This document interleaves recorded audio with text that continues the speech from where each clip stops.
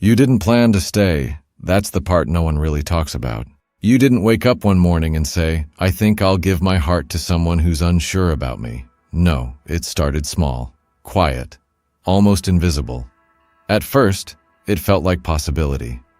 Like maybe, just maybe, this could become something real, and that's where it begins. You remember the early days, don't you? The conversations that stretched past midnight. The way they looked at you, just enough to make you feel seen. The laughter that felt effortless, natural. There were moments, small, fleeting, but powerful. Moments that made you think, this is different, and maybe it was different, just not in the way you hoped.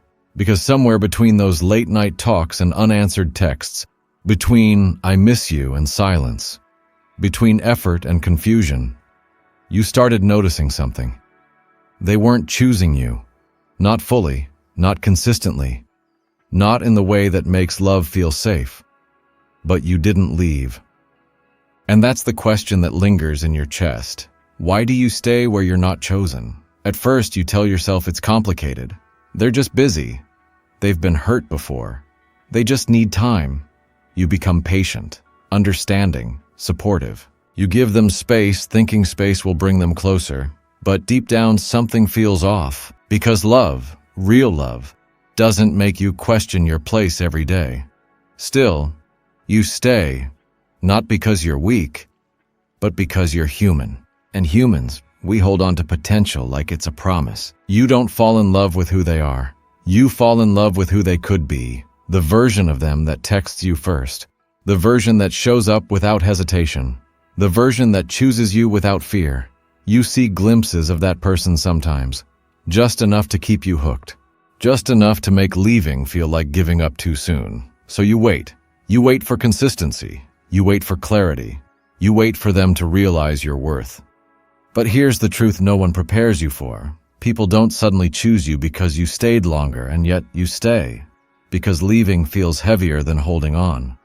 There's something else underneath it, isn't there? Something deeper than them. Something quieter but stronger. It's the fear, not of losing them, but of what losing them says about you. Because when someone doesn't choose you, it triggers a question you've been avoiding. Am I not enough? And instead of walking away, you try to prove that you are. You give more, you become more understanding, more patient, more forgiving. You shrink parts of yourself just to fit into the space they offer. You silence your needs so you don't seem too much. Because somewhere along the way you learned this. Being chosen must be earned, so you try harder. Not realizing that love was never supposed to feel like a performance. And here's where it gets dangerous. Because sometimes they give you just enough.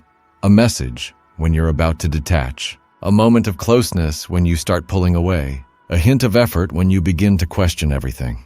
It's inconsistent, but it's not absent. And that inconsistency becomes addictive. You start chasing the highs, the rare moments when they do choose you. Because those moments feel so good. They almost erase the pain of being overlooked. Almost. And now you're not just staying for them. You're staying for the feeling, the hope, the what if. What if they change? What if they realize?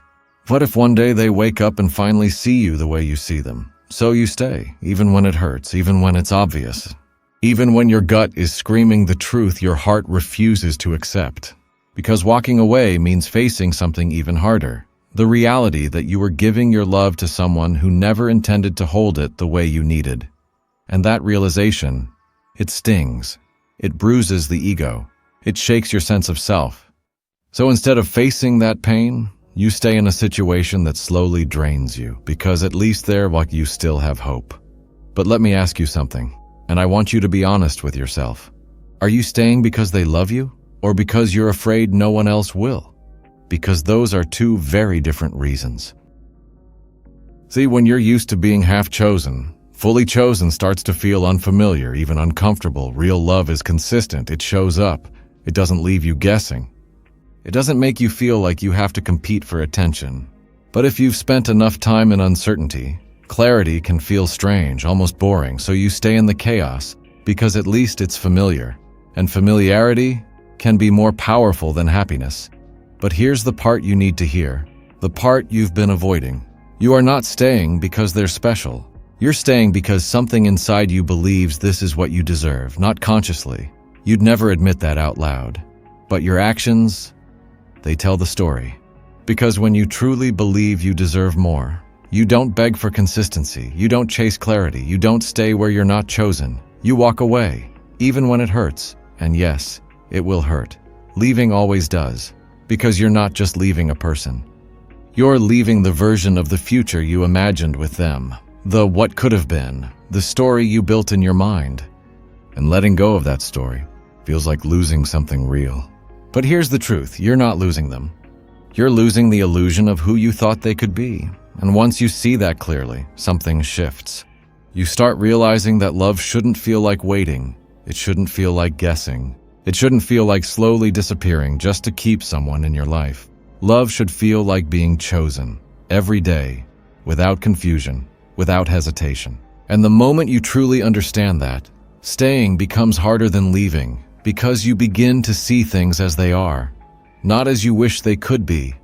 You notice the patterns, the inconsistency, the lack of effort, and instead of making excuses, you start making decisions. And that's where everything changes, because the power was never in them choosing you. The power was always in you choosing yourself. And I know that sounds simple, but it's not easy. Choosing yourself means walking away from what feels familiar. It means sitting with the discomfort of being alone. It means trusting that something better exists, even if you haven't seen it yet. But here's what happens when you do. You stop chasing. You stop proving. You stop shrinking. And suddenly, you create space. Space for someone who doesn't hesitate. Space for someone who sees your value without needing to be convinced. Space for someone who doesn't make you question your worth, but more importantly, you create space for yourself to heal, to grow, to rebuild the parts of you that got lost while trying to be enough for someone else. And one day, you'll look back at this version of you, the one who stayed, the one who waited, the one who tried so hard to be chosen. And you won't feel shame.